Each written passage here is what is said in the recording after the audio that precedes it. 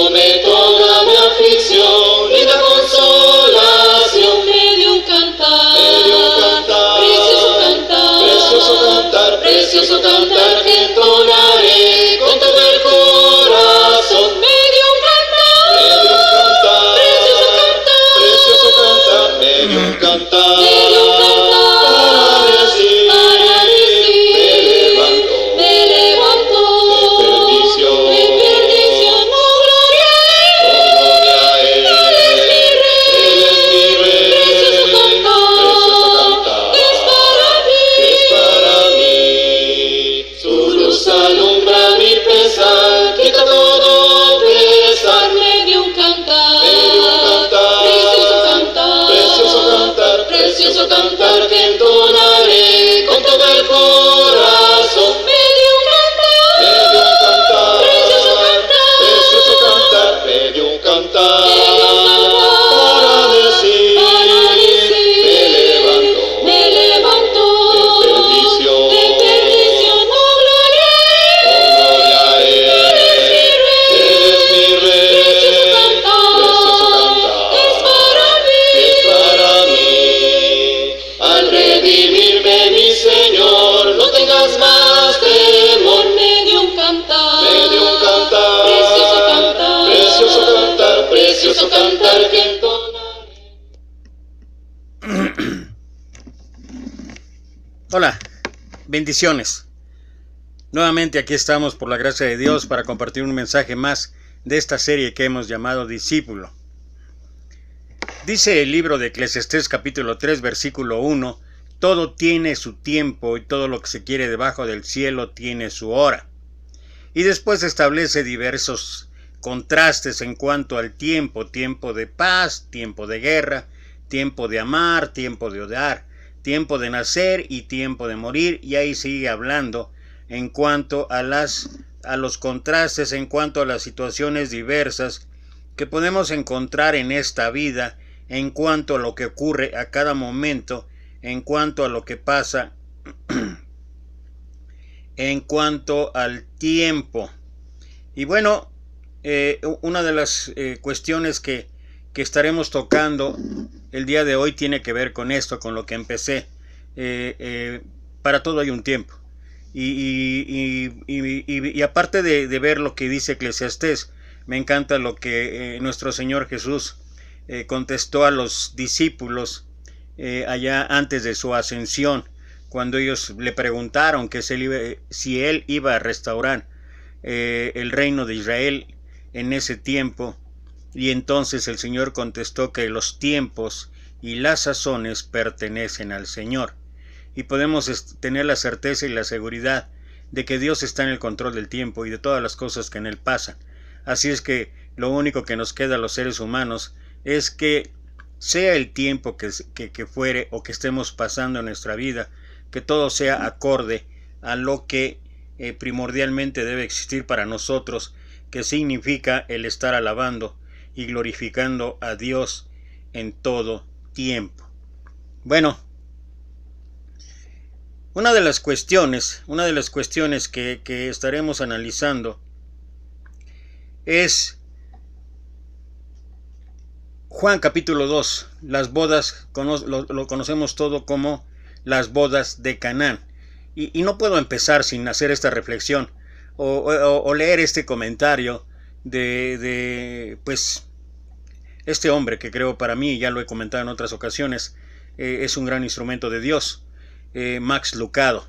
Y me encanta la reflexión que hace en torno a las bodas de Canaán. Imagínate 6 hombres caminando por un estrecho camino. Los rostros de los hombres tienen vehemencia, pero son comunes. Su líder es seguro, pero desconocido. Lo llaman Rabí. ¿Hacia dónde se dirigen? ¿Al templo para adorar? ¿A la sinagoga para enseñar? ¿A las colinas para orar? No se los ha dicho, pero cada uno tiene su idea al respecto. Quizá fue Andrés el que le preguntó, o a lo mejor Pedro. Así que, Rabí, ¿hacia dónde nos llevas? ¿Al desierto? No, oponía otro, nos lleva al templo. ¿Al templo?, desafía un tercero. Jesús dice con suavidad, nos dirigimos a una boda. Silencio. Juan y Andrés se miran entre sí. ¿Una boda?, dicen. Juan el Bautista jamás habría asistido a una boda. Vaya si ahí se bebe, hay risas y bailes. Y ruido, aporta Felipe. ¿Cómo se puede meditar en un ruidoso casamiento? O predicar, agrega Pedro. ¿Por qué tenemos que ir a un casamiento? Buena pregunta. ¿Por qué llevaría Jesús a sus seguidores en su primer viaje a una fiesta? ¿No tenían trabajo que realizar? ¿No tenían principios que enseñar? ¿No estaba limitado su tiempo? ¿Cómo podía caber una boda en su propósito en la tierra? ¿Por qué fue Jesús a las bodas de Canaán? La respuesta se encuentra en el segundo versículo del capítulo 2 de Juan. Y fueron también invitados a las bodas Jesús y sus discípulos. Cuando los novios hicieron la lista de los invitados, incluyeron el nombre de Jesús, y cuando Jesús se presentó con media docena de amigos, no fue revocada la invitación. Quienquiera que fuese el anfitrión de esta fiesta estaba feliz de que Jesús estuviese presente. Asegúrense de anotar el nombre de Jesús en la lista, quizá haya dicho. Él verdaderamente le da vida a una fiesta. Jesús no fue invitado por ser una celebridad, aún no lo era. La invitación no la motivó sus milagros, todavía no había efectuado ninguno. Entonces, ¿por qué lo invitaron? Supongo que se debía a que lo querían. ¿Gran cosa? A mí me parece que sí. Creo que es significativo que la gente común de un pequeño pueblo disfrutara de estar con Jesús. Creo que vale la pena destacar que el Todopoderoso no se comportaba de manera arrogante. El santo no era un santurrón. Aquel que todo lo sabía no era un sábelotodo. El que hizo las estrellas no tenía la cabeza metida en ellas. El que posee todo lo que hay en la tierra nunca la recorrió con altivez. Nunca. Él pudo haberlo hecho. Se esforzó sobremanera por ser tan humano como cualquier otro. No necesitaba estudiar y sin embargo iba a la sinagoga. No tenía necesidad de ingresos y sin embargo trabajaba en el taller. Dedicó el tiempo de recorrer a pie 154 kilómetros que separaban a Jericó de Caná para asistir a una boda. Como resultado, la gente lo quería. Por supuesto que había quienes se burlaban de sus declaraciones, le llamaban blasfemo, pero nunca lo acusaron de fanfarrón. Lo acusaron de herejía, pero nunca de arrogancia. Lo tildaron de radical, pero nunca de inaccesible. No existe indicio de que alguna vez haya usado su condición celestial para ganancia personal. Jamás. Su fe hacía que lo amasen, no que lo detestasen. ¿Quién inició el rumor de que lo que identifica a un discípulo es una cara larga? ¿Cómo creemos que esa idea de que los que verdaderamente somos cristianos son los de corazón apesadumbrado? ¿Me permites declarar una opinión que tal vez produzca el arqueo de más de una ceja? ¿Me permites que te diga por qué pienso que Jesús fue al casamiento? Pienso que fue al casamiento para... Agárrate fuerte, presta atención a lo que digo.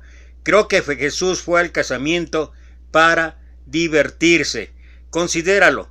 Había sido una temporada difícil, 40 días en el desierto, nada de comida ni agua, una confrontación con el diablo, una semana dedicada a la iniciación de unos novatos galileos, un cambio de trabajo, se había ido de casa, no había sido fácil, un descanso sería bienvenido, una buena comida con buen vino, acompañado de buenos amigos. Pues bien, suena bastante agradable.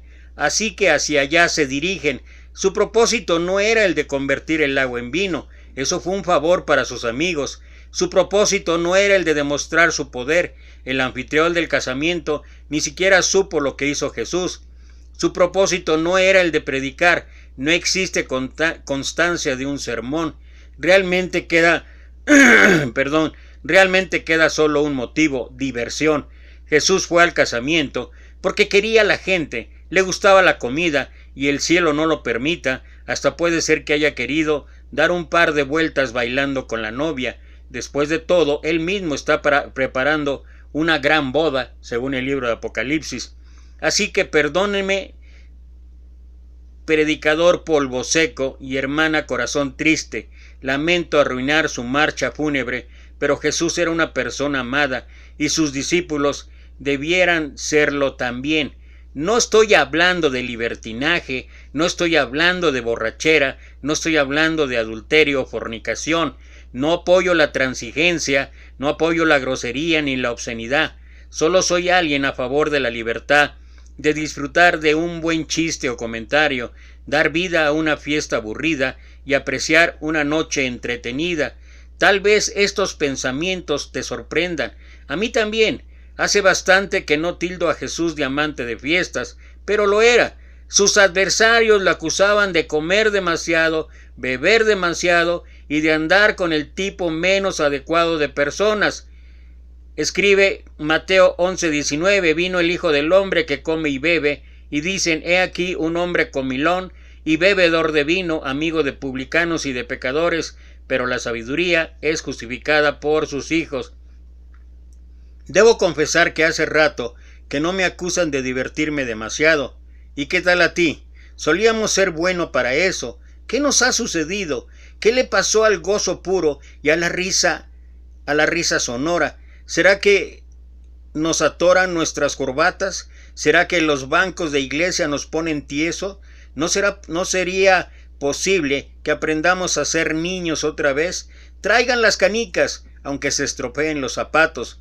Traigan el bat y el guante, aunque nos duelan los músculos. Traigan los caramelos, aunque se peguen en los dientes. Volvamos a ser niños. Sé simpático, ríete, moja tu galletita en la leche, duerme una siesta, pide perdón si hieres a alguien, persigue una mariposa, vuelve a ser niño. Relájate, no tienes personas que abrazar, ni piedras que saltar, ni labios que besar. Alguien debe reírse de el ratón Miguelito, ¿por qué no tú? Algún día te jubilarás, ¿por qué no hacerlo hoy? No me refiero a jubilarte de tu trabajo, solo jubilarte de tu actitud. Sinceramente, ¿alguna vez las quejas han mejorado el día? ¿Han producido algún cambio la preocupación por el mañana? Deja que otro controle el mundo por un tiempo. Jesús dedicó tiempo para una fiesta, Jesús dedicó el tiempo para la diversión, Jesús dedicó un tiempo para la risa. No deberíamos hacerlo nosotros también. Y bueno, me encanta, lo he hablado, lo he dicho, soy un admirador de este para mí gran instrumento de Dios. Y me encanta la manera en que él enfoca algunos de los asuntos en la escritura y lo hace de una manera común, normal, y quiero aclarar aquí algo. No siempre lo normal es lo correcto y no siempre lo normal es lo mejor. Cada uno de nosotros nos toca analizar, reflexionar y ver si es que lo normal es correcto o si es mejor. ¿De qué estoy hablando? Bueno, la mayor parte de la gente hace muchísimas cosas. Ahorita con esos relajos de Face ahí, del avatar, es lo que hace todo el mundo. ¿Quiere decir esto que es lo correcto? Que lo decida cada uno. A mí en lo personal no me gusta. En lo personal, esa es mi opinión. Pero puede haber gente que le gusta. ¿Es lo mejor? No le veo ningún provecho, ninguna edificación, pero sí tal vez un motivo de risa. Está bien. Entonces, una cosa es ser lo normal, porque recuerda, lo normal ocurrió hace 2000 años. Lo normal fue que la mayor parte de la gente crucificó a Jesús. Y eso no fue lo correcto, ni fue lo mejor. Entonces, cada uno de nosotros tiene que analizar, a la luz de la Escritura, cada uno de nosotros tiene que analizar diversas circunstancias, diversas situaciones, y antes de dar una respuesta inmediata, antes de poder de inmediato sacar nuestra gama de conocimientos, nuestra gama de habilidades, de aptitudes, de investigación y de todo lo demás, ¿por qué no reflexionamos? ¿Por qué no meditamos? ¿Y por qué no vemos lo que va a salir de nuestros labios? Pero lo cierto es que, volviendo a lo que empecé con las bodas de Canaán y el comentario de Lucado, me lleva a considerar varias cosas que para mí pudieran ser todavía importantes en cuanto ¿por qué Jesús fue realmente a las bodas de Canaán? Es la opinión de Max Lucado y es su escrito y todo lo demás, pero a mí me lleva a preguntarme Por eso es que me gusta mucho el comentario, me gusta mucho de acuerdo a todo lo que encontramos ahí, y me gustaría primero leer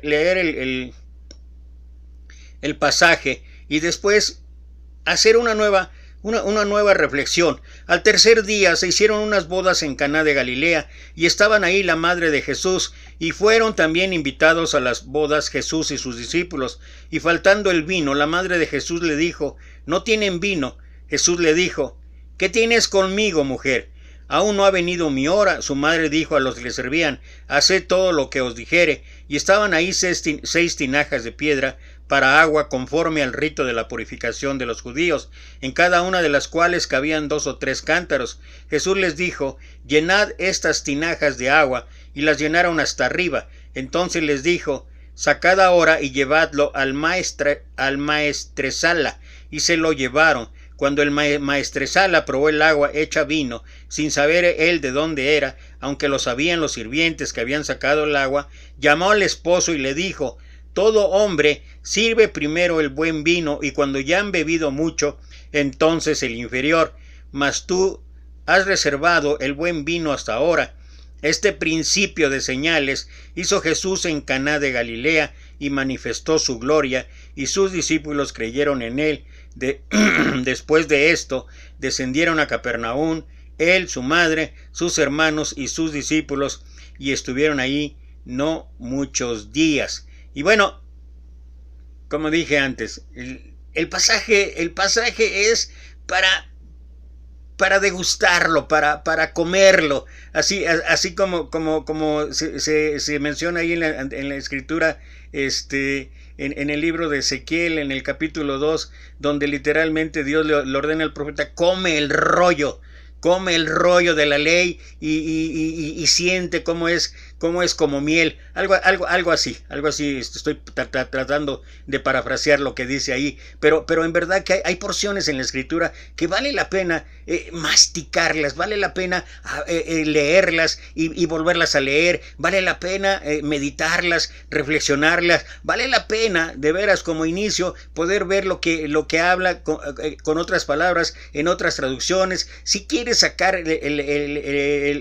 o conoces el griego en algunas porciones, vale la pena hacer todo eso, pero es un pasaje que da para sacar grandes enseñanzas que podemos aprender. Después de todo, prácticamente es el principio del ministerio de nuestro Señor Jesús. Es ahí donde se realizó el primer milagro. Y bueno, algunos de los detalles acerca de esta boda que sí conocemos es que juntamente con Jesús asistieron también sus discípulos, su madre y sus hermanos. Esto es interesante porque esta es la primera señal pública que Jesús hizo, y el evangelista la escoge para establecer un punto de transición entre lo que habían sido sus relaciones habituales con su familia hasta ese momento y los que a partir de ese entonces iba a tener específicamente con sus discípulos.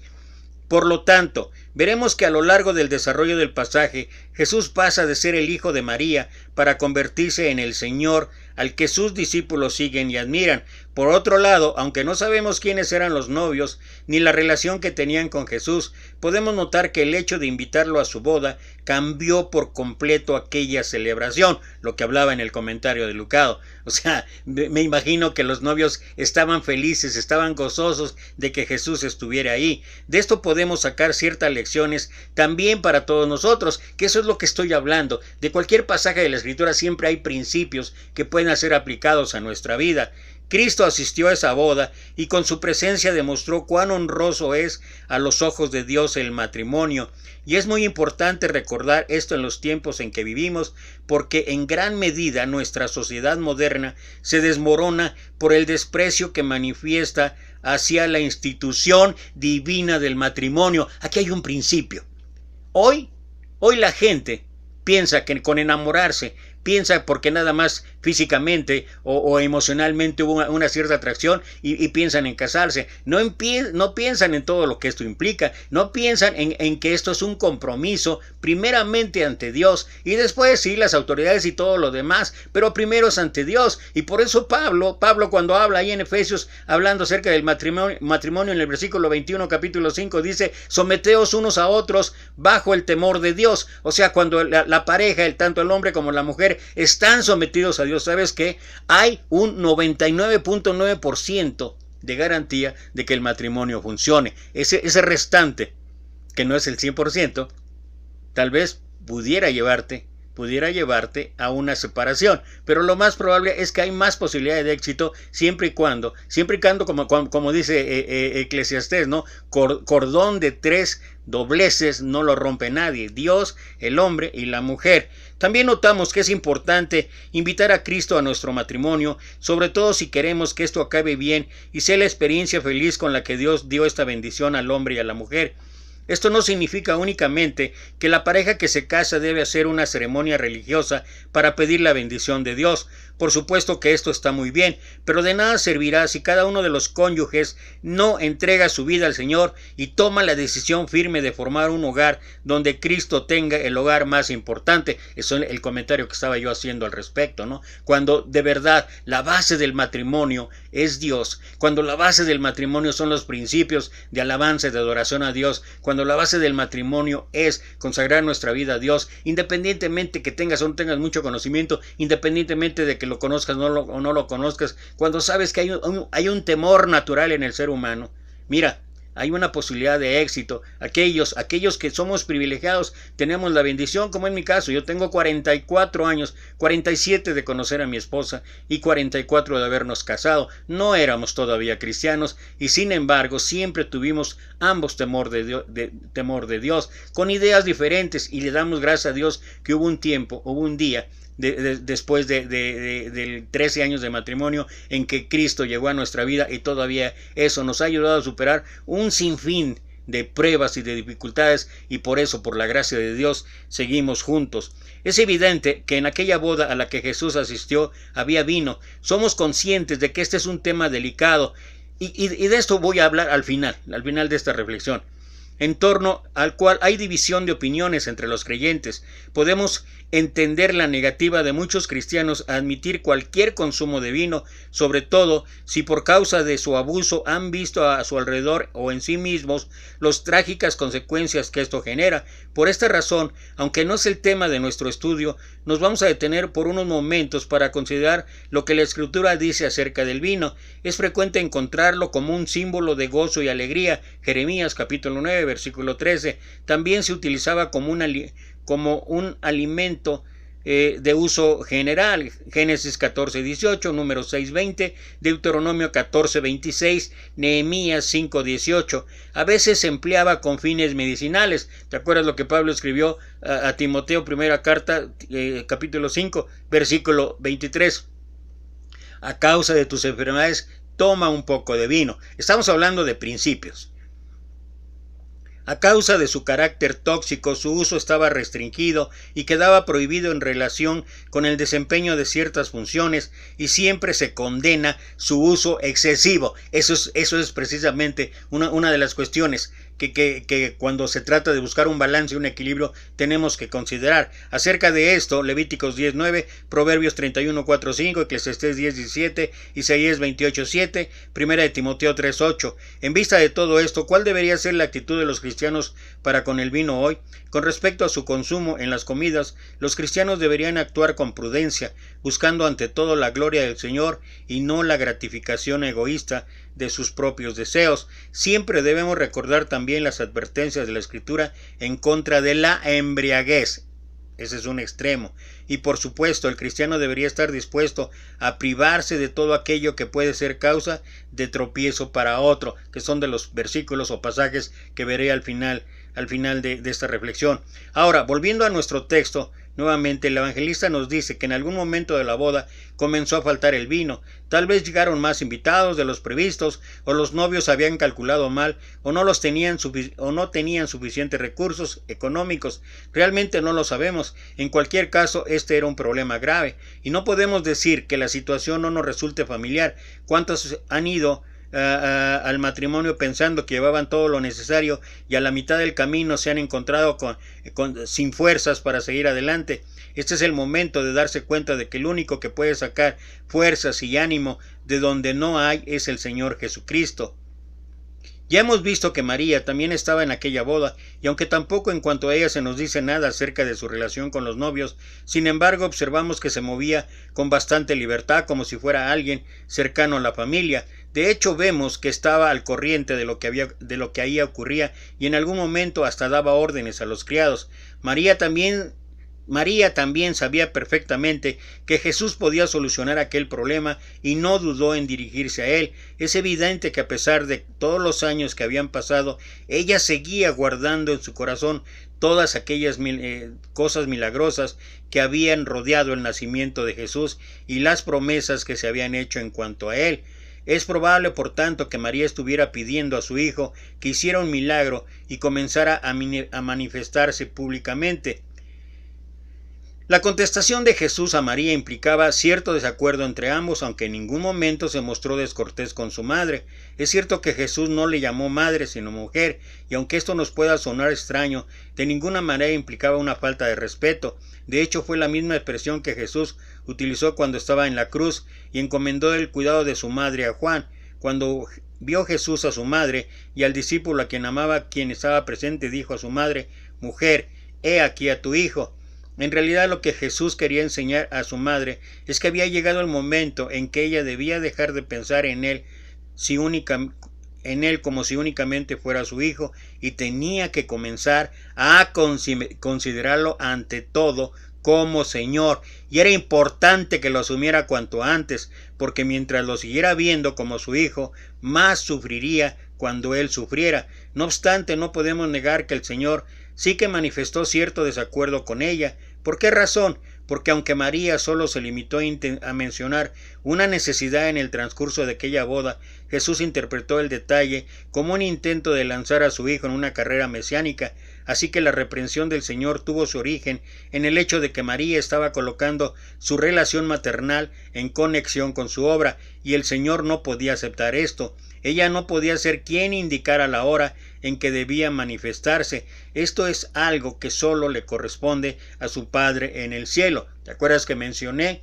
Solamente a Dios le corresponden los tiempos y las sazones. Es curioso que de este hecho algún grupo religioso deduce la intercesión celestial de María, de tal manera que las peticiones que ella recibe en este tiempo de los creyentes que están vivos las hará efectiva en el cielo. Pero notemos que no hay ningún indicio en el pasaje de que Jesús le confiera autoridad a María, ni en el cielo ni tampoco en la tierra. El relato deja claro que el hecho de que fuera su madre no la revestía de ninguna autoridad especial. Es más, fue censurada por el Señor por la única súplica que le hizo. Y por último, señalar también que desde el momento en que Jesús comenzó su ministerio la trató como mujer, no como madre, si bien como buen hijo nunca olvidó sus deberes familiares. ¿A qué hora se refería el Señor cuando dijo «aún no ha venido mi hora»? Aquí aparentemente significaba la hora de la manifestación pública de su condición mesiánica, pero en otras ocasiones se refiere a la hora de su sufrimiento en la cruz, que precedería a su triunfo y glorificación. En nuestro pasaje, aunque Jesús finalmente hizo caso a lo que su madre le sugirió, sin embargo la discreción con la que se llevó a cabo el milagro puso en evidencia que todavía no había llegado la hora de manifestarse abiertamente. Con todo esto, lo que Jesús quería dejar claro es que tenía que hacer cada cosa en el momento preciso que el Padre le indicase, sin consentir que nadie, ni aun su propia madre, se interfiriese en ello. Esto nos enseña una vez más que hay que poner los intereses y el llamamiento de Dios por encima de los lazos familiares.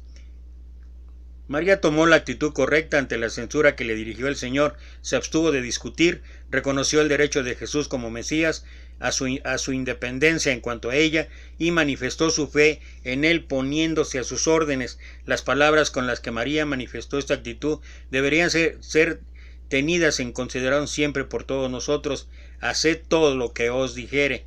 Y estaban ahí 6 tinajas, y ahí es donde realiza la situación que habla de la transformación del agua en vino. Finalmente, el Señor mandó que se llenaran aquellas tinajas de agua para después transformarla en vino.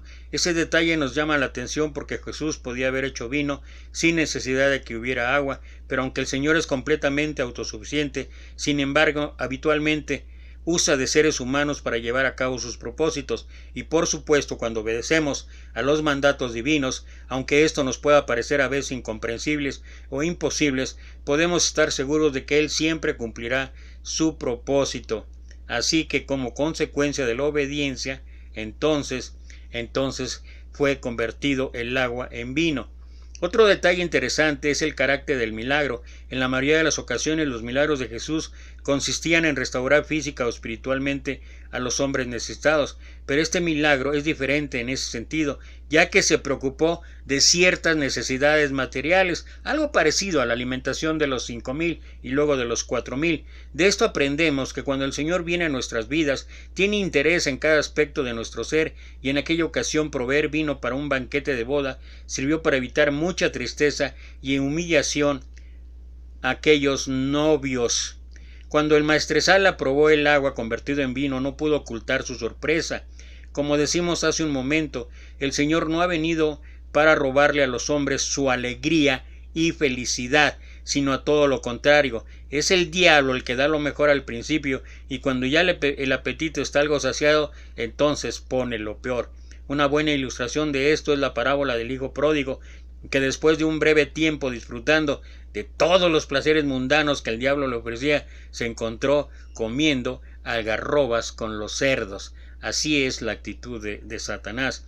Esto debería ser una seria advertencia para todos aquellos que viven una vida frívola y mundana en el Señor, pero el milagro sirve para ilustrar también la verdad de que en Cristo todo es mejor. La revelación de Dios que recibimos en Cristo es infinitamente superior a la que vino por los profetas y la ley. Cuando nos entregamos a Cristo, la nueva vida es mucho mejor que la vieja. Si Cristo está presente en el matrimonio, cada día será mejor. Las bodas del Cordero serán mucho mejores que las bodas de Canaán de Galilea. La vida eterna será mucho mejor que la presente. Y bueno, esto es entre otras cosas lo que podemos acerca o podemos discernir o analizar o reflexionar acerca de este pasaje tan hermoso de las bodas de Canaán. Por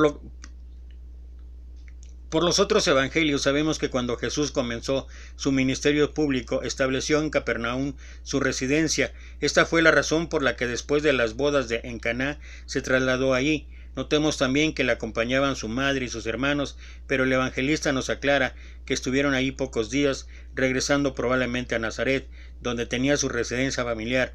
Todo esto confirmaría el momento de transición de este relato que ya hemos comentado. Y bueno, como dije antes, vale la pena hacer una reflexión personal, individual, un estudio para poder encontrar si es que hay dudas, si es que hay preguntas, si hay cuestiones que necesitamos que pudieran ser aclaradas. Pero lo cierto es que este primer milagro de Jesús se da en situaciones que uno pensaría, sobre todo ahorita con la mercadotecnia digital y con todo lo que está, no en el tiempo de aflicción me estoy refiriendo a eso, sino con todas las herramientas publicitarias y todo lo que tienen que ver, casi siempre para que tenga el comerciante o quien se dedique al área comercial o de ventas, siempre está buscando el llegar a una gran cantidad de gente, ¿no? Entonces para ellos sería un tanto paradójico que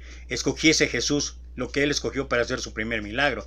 Tal vez hubiera escogido donde hubiera juntado una gran multitud y poder llegar a gente más cautiva en cuanto al propósito del Señor. Pero como establecía al principio y lo que dice, no yo, sino lo que dice Eclesiastés, todo tiene su tiempo y todo lo que se quiere debajo del cielo tiene su hora. Y el Señor, nuestro Maestro, sabe que el Padre está en sus manos los tiempos y las sazones, y Él sabía por qué y cómo y de qué manera iniciar este primer milagro en su ministerio. Y esto es algo que podemos aprender, y esto es algo que nos ayuda a entender que en cualquier circunstancia, en cualquier situación, siempre Dios está presente, y que siempre Dios tiene el control de todas las cosas, y que siempre Dios es el que va a manejar.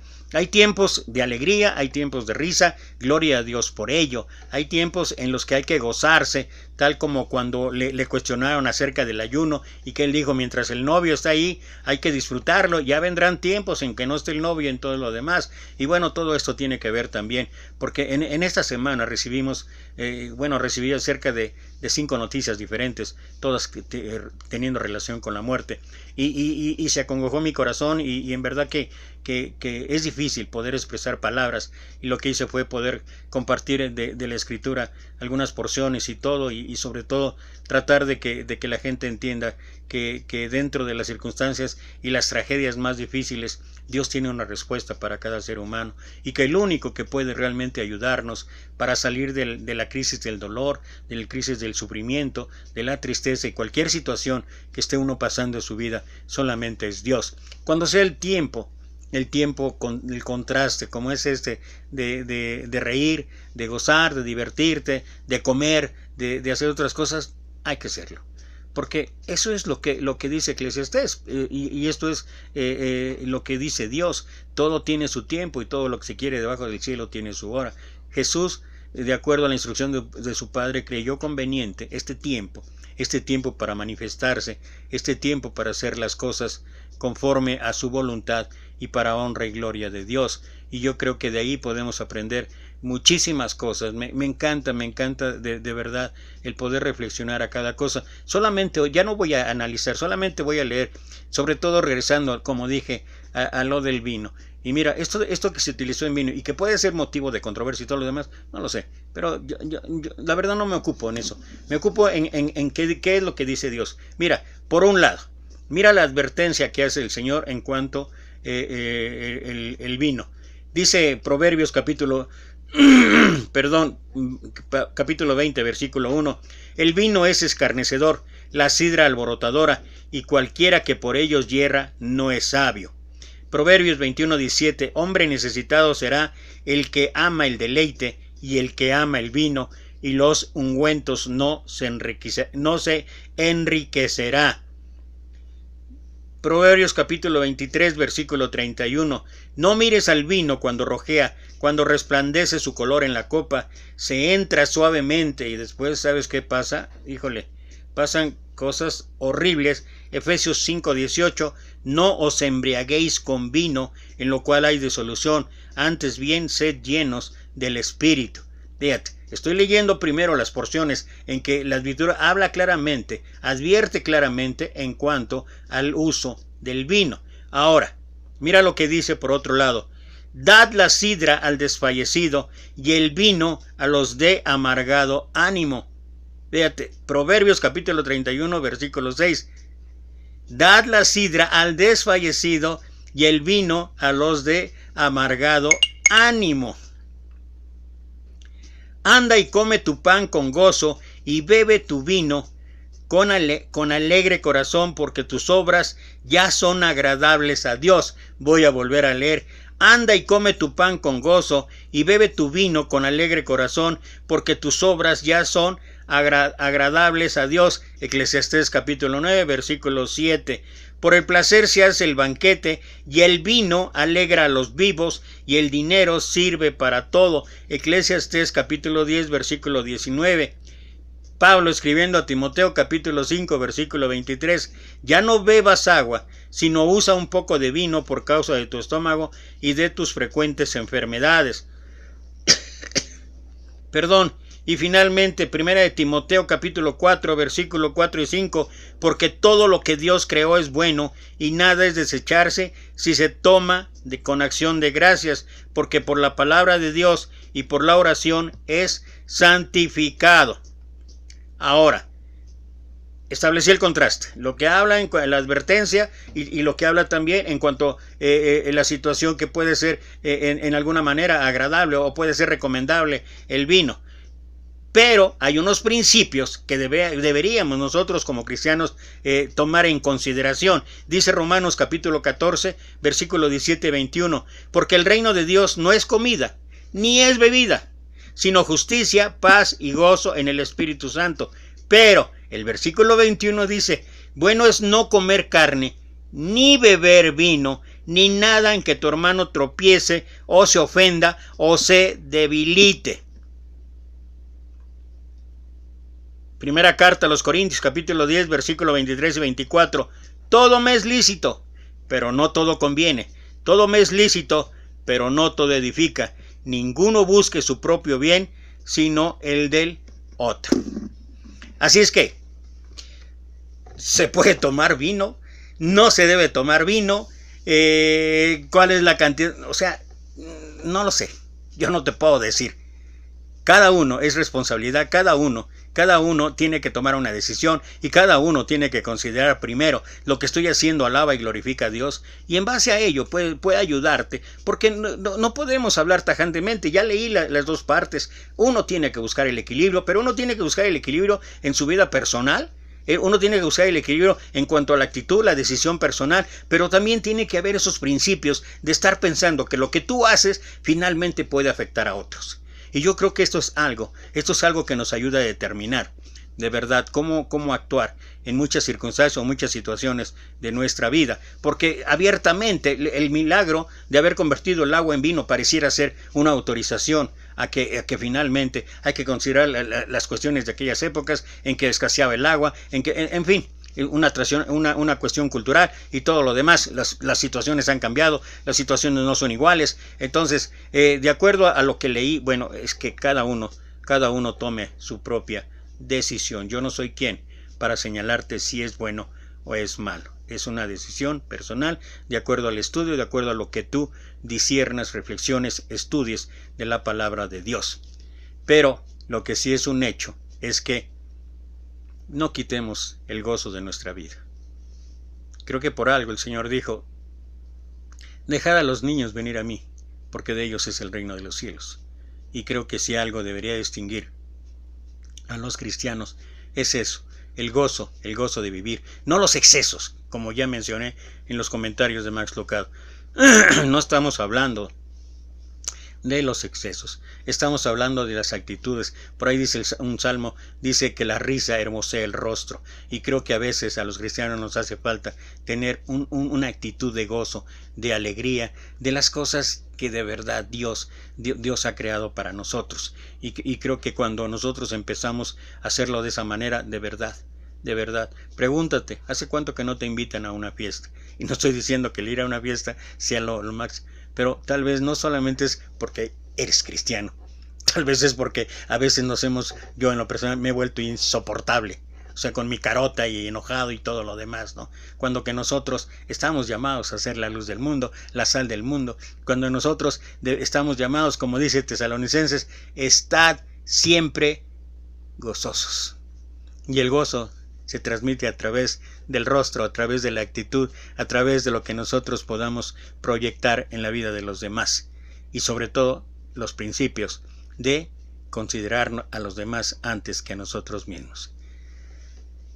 Gracias otra vez por estar aquí, gracias otra vez. Y bueno, el discípulo y las bodas de Canaán. El discípulo es alguien que actúa con gozo y alegría todo el tiempo de su vida. Y eso será mi oración.